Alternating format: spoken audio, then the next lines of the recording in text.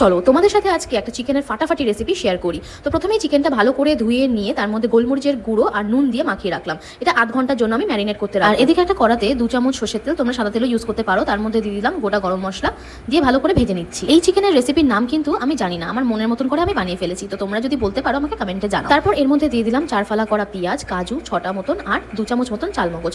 ভালো করে ভেজে নিয়ে এটা মিক্সির মধ্যে দিয়ে দেবো। তারপর ওই কড়াতেই 2 চামচ মতন গাওয়া ঘি দিয়ে ম্যারিনেট করা চিকেনটা ভালো করে ভেজে নেবো। চিকেনটা অন্য পাত্রে তুলে আবার ওর মধ্যে 1 চামচ গাওয়া ঘি দিলাম, তার মধ্যে রসুন বাটা, আদা বাটা ভালো করে লাল লাল করে ভেজে নিলাম যতক্ষণ না গন্ধটা কেটে যাচ্ছে। তারপরে যে মশলাটা আমি তৈরি করে নিলাম সেই মশলাটা ঢেলে দিলাম আর একটা কাঁচা লঙ্কা অ্যাড করলাম। তারপরে এতে অ্যাড করলাম একটু কাশ্মীরি মির্চি, তার সাথে একটু গোলমরিচ আর জিরের গুঁড়ো আর হলুদ গুঁড়ো। তারপরে মিক্সচারটা ভালো করে তৈরি করে নিয়ে দিয়ে দিলাম নুন আর চিনি স্বাদ। মশলাটা একটু ফুটতে দিয়ে দিলাম ভেজে রাখা চিকেনগুলো, তারপর নাড়াচাড়া করে নিয়ে দিলাম ফেটিয়ে রাখা টক দই। ব্যাস আমার রান্না রেডি। তারপর আধ ঘন্টার মতন আমি রেখে দিলাম। শেষে কাস্তুরি মেথি অ্যাড করে 5 মিনিটের জন্য ঢাকা দিয়ে ব্যাস সার্ভ করে ফেললাম। খেতে কিন্তু দারুণ হয়েছিল। তোমাদের কেমন লাগলো জানিও আমাকে।